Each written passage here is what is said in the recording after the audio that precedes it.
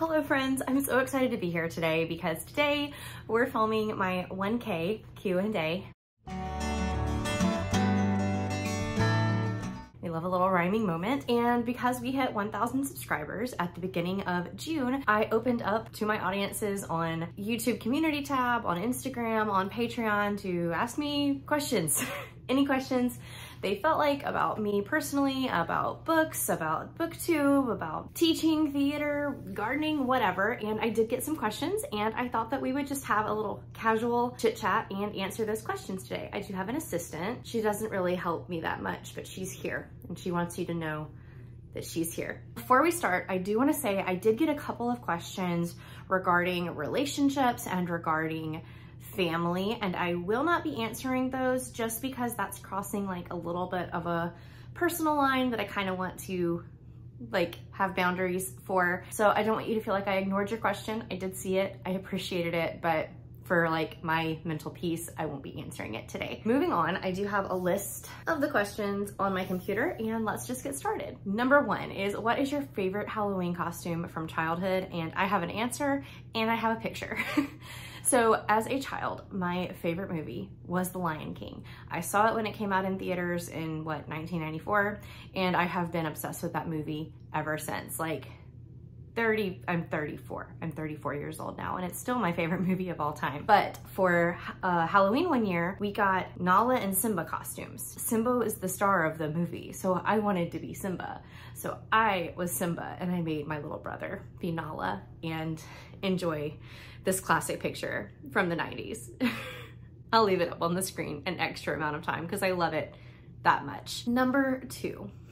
What is your favorite musical? So for those who don't follow along in the vlogs, I am very much a theater person, and this is a very hard question for me to choose because I love musicals, period. I think it would be a tie between Little Women, and that kind of like ties together my love of literature and musical theater and one of my all-time favorite stories together. I mean, I know this is gonna be a little edgy, but I love the Broadway musical Heathers so much. So this is based on the 80s movie with Winona Ryder. Yes, it has my name in it, but I would like it even if it didn't. And it's just got some really good music. It's got some really good like staging and setting.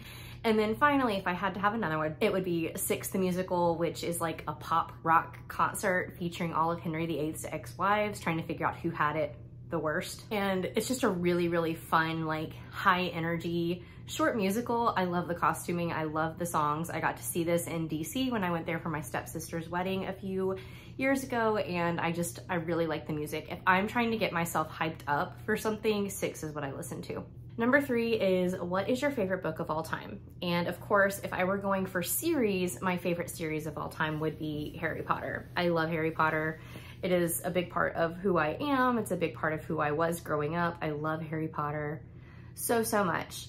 But favorite like standalone book, I think would be Anxious People by Frederick Bachman. I felt very seen. I felt very understood. I love his writing style. I can't wait to read more Frederick Bachman, but Anxious People was the first one I read by him, and it means a whole lot to me. Number four is, what is something not a lot of people know about you? And I struggle with this one because like there's two sides to me. There's the very open side to me. Like I share a lot about who I am and what I've been through. And then there is a very like private side to me where like I have boundaries and I'm just not going to share certain things. And so I feel like a lot of the things people don't know about me fit in that private side. So if I'm trying to fit this question into like the side that I'm comfortable sharing, there's a couple of things I can think of, but also some of you might know these things. So the first one that I can think of is, one of my biggest fears in the entire world is slugs. And like that includes snails too. It's the mucus, it's the texture. I do everything I can to keep them away. I hate them so much. Like I would rather deal with a roach than a slug. I would rather deal with a spider or a snake than a slug. I hate them. And then the other one is, I don't do well with loud noises. And you're like, but Heather, you're an actor, you deal with loud noises all the time. Yes, but like I signed up for that. If it's loud noises that I have no control over, I want to shrink and exist in the smallest space possible. And I really hate loud noises. Like I really hate loud noises. And it does make teaching difficult sometimes because I get overstimulated very, very easily in the auditory department. This next question says, what has been the best part and what has been the worst part of having a booktube channel? I think it's pretty normal to say like the best part of having a booktube channel has just been the relationships and friendships I've been able to create. Also just like having a creative outlet that I am completely 100% in control of. This is my thing. Like, I don't have a boss telling me to cut back or to do more, or that, like, booktube is exactly what I want it to be, how I want it to be, and it's completely under my control. So I really appreciate that, and just like, there's no limit to what I can do here. I also feel like it's gotten me to read more and more diversely across genres, across content matter, and I really appreciate that about it. And then like the worst part, money that I spend because I'm trying to like always stay current with books, which also like, while I do get to read more with booktube, I do feel sometimes falling into like, well, I have to read what's coming out next because that's what people want.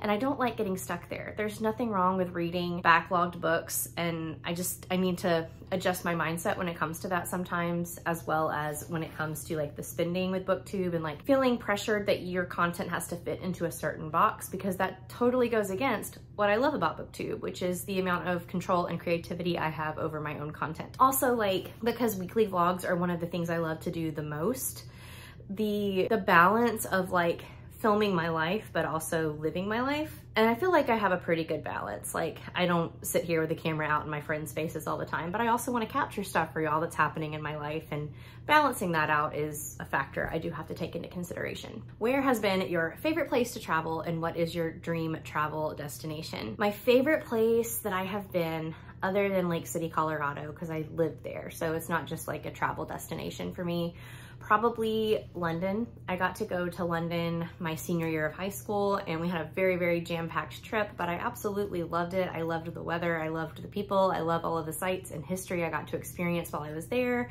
I felt like a little Harry Potter school kid, just like tramping around London. It was great. But then if I had no limits on where I could travel, Iceland has always been #1 on my list. I want to see the Northern Lights there so badly, and I don't know that I'll ever get there. I also would just love to go on a cruise to anywhere. I just want somebody to let me pay them to make me comfortable and have fun on a trip. I don't want to think about anything. I don't want to plan anything. I just want them to say, hey, pack your books, pack your swimsuits. We'll take care of the food and the drinks and the entertainment and the sunshine and the travel plans. You just get on board. That sounds like an amazing vacation to me. If you had more space, what would your dream garden look like? I would not want a huge garden because I would be the only one taking care of it. And while I love gardening, I also am self-aware enough to know that I can be lazy.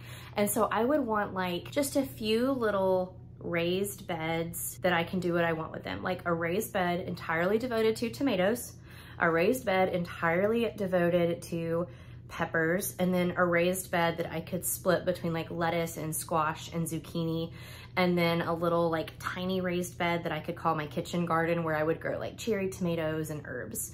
So nothing too big, but like bigger than what I have right now on my patio at my apartment, and enough to like constantly keep me stocked on tomatoes and peppers and salad. And then I would also love a chicken coop. Oh, and like a spot for sunflowers. I don't care about any other flowers, but sunflowers, 100%. I would want sunflowers in my garden. This question says, the most embarrassing thing to happen to you at a detective's show. So if you don't know, I work for a murder mystery dinner theater company. Restaurants will hire the company that I work for to come and provide entertainment for ticketed events for guests, and basically like we'll come out and perform one act, then they will get their appetizers, we'll come and perform another act, then they'll get their entrees, we'll perform another act where a murder happens, they'll get their desserts after that act, and they will get some sheets where they try and solve the mystery, and then at the end we come back in, we tell them the solution to the mystery, we announce the winners and the losers, and it's a great time. It's also not designed to be very serious. Like, these are 100% more about the humor and the comedy than they are about a serious murder, and it's always really sad when people like show up in like a monocle and and like a Sherlock Holmes hat, and they're expecting like this very immersive mystery experience. And we're like, we're honestly just here to make you laugh and maybe somebody dies in the show. So that is always like a little bit of a secondhand embarrassment moment when people take it way more seriously than it's intended to be. But as far as like personally, I have two things to share with y'all. One time we were doing a show in Natchez, Mississippi at a hotel, and we were in like their ballroom convention conference room, very big square room. And in this room, because it's a square, they had a bar set up in one corner, and then there were doors at each like center of each wall. And one wall was like the kitchen, and then one wall was the exit to where we needed to go. One wall led to like bathrooms, I don't know. There were 4 exits and there were 4 walls. And when we were setting up the show, the bar was in the corner down here. Some point between us setting up and also like starting the show, they moved the bar, but because it was a square room, I couldn't really tell. I'm very directionally challenged. And so when we're performing at the end of Act 1, my character is supposed to storm out because she's angry. And so I'm the first person to exit. So when I was trying to exit, I first went through some doors that I thought were the way out, and no, I stormed into the kitchen. I turned around and I said, that's the wrong door, because my character was very, very country. And so then I like stormed across it, and I'm trying to stay in character because my character's mad at all the other characters. And so I marched out to another one. And I'm like, that's also the wrong door. And I could not find the correct door. And everybody was just laughing, which is totally fine because it's supposed to be a comedy show. Like people might have even thought it was scripted. Who knows?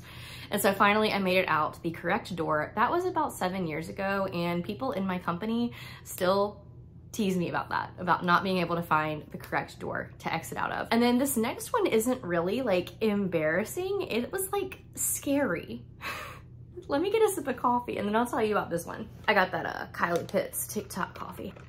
This next time we were doing a show in Starkville, Mississippi, and it was the same show that I was doing in the other one. So the premise of the show is that there is a redneck wedding going on. My character is the bride and she's 9 months pregnant. So I'm getting married, but also like there's a baby about to pop out of my body. Picture of the character right here. And in Act 3 is where the murder always happens, but also there's some other big event that always happens in Act 3. And in this show, the big event that happens in Act 3 is that I have the baby on the floor. And we always assign an audience member to be like the baby daddy. And he finds out that he's the baby daddy during the show. And at the point where I'm giving birth, the other characters in the show get this audience member to get up and like help me breathe through the birth. Like he literally just has to stand by my face and be like, okay, breathe. That's all he has to do. This man panicked and put his hands around my throat, as in like choking me. I don't know if something was wrong with him, if like he thought that he was supposed to be like killing me as part of the murder show. I still don't know.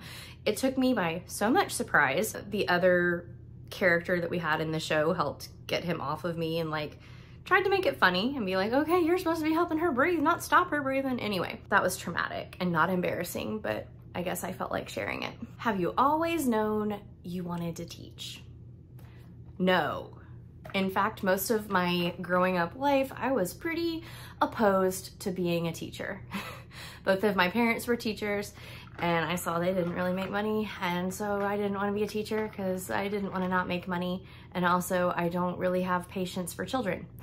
So why did you become a teacher?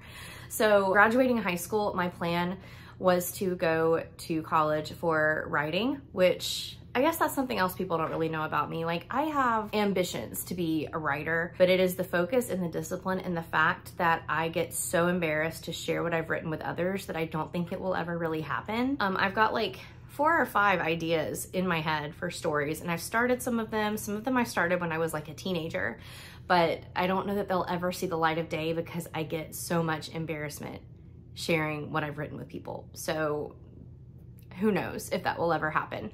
But I wanted to go to college for writing, and I wanted to go to college for theater. Makes sense. It's become much more apparent to me as the years go on that you do not have to have a degree in theater to be an actor. And I did take theater classes in college. Any elective time that I had, I was taking a theater class, but we didn't have a theater major and we didn't really have a theater minor at my college, so I just took what I could get. It wasn't until I took a year off of college after I had an engagement end and I moved to Colorado for a year where I taught some outdoor education classes at a ranch that I was like, you know what, I'm actually really good at teaching, and I changed my major when I came back. So that's the story of how I ended up being a teacher. What is something that you think, I wrote down overrated when I was writing these questions down, but I'm pretty sure my patron Lydia, I'm pretty sure she asked me what's something that is underrated. So I'll give an underrated and an overrated answer. This is coming from me as a teacher, and I guess like as someone on the internet, but I think kindness and soft-spokenness is very underrated. I think that there's always so much competition to feel like you are the most important person in the room. We have forgotten how to allow other people the space to speak and be heard, even if they are not the loudest personality or the loudest voice in the room. And that makes me so sad. I definitely feel like I get stomped on when I'm trying to speak all the time. But for students, when I see this happening and I just see like the same people who are the loud ones, who have the big charismatic personalities, overshadowing the people that I know have things to say, they just might not say it in the loudest ways, I think listening to them is underrated. I hate like the competition to be. Listening is underrated for sure. And something that I think is overrated, I hope I'm not offending people, I think farmhouse decor is overrated. You see it everywhere in the South. I don't know. I'm like, overall, I'm very much a just like let people do what they want to do person. So this question is really hard for me to answer, and I'm just gonna drink my coffee. Coffee is not overrated. It also is not underrated. I like this question. What is something in your current life that your 5-year-old self would be impressed of or proud of? And I think the fact that I am performing is something that my 5-year-old self would be proud of, because I remember when I was 4 or 5 watching a cartoon. I think it was a Care Bears or a My Little Pony cartoon, and the like main girl on there was performing like a ballet dance, and that is what inspired me to want to do ballet. And the reason why I wanted to do it is I wanted to wear fun costumes. And not much has changed, because here 30 years later, one of my favorite parts about performing is getting to wear fun costumes. But I think that they would be very proud, my 5-year-old self would be very proud that I was still performing and that I was still on stage and that I still got to wear fun costumes and do fun makeup and wear my hair in fun different ways. And I mean, I'm proud of me. So I think my 5-year-old self would be pretty proud of me. And the last question, if you were an action figure, what 2 accessories would your action figure come with? I think this is probably gonna sound like super stereotypical, but also it's me. And these are 2 very defining things that are always with me. If I could have 2 things with my action figures, it would be a cat and a book. Or a cat and a cup of coffee, or a cat and a Diet Coke. There could be different versions of me, right? Like there could, like Barbie has more than one version of Barbie.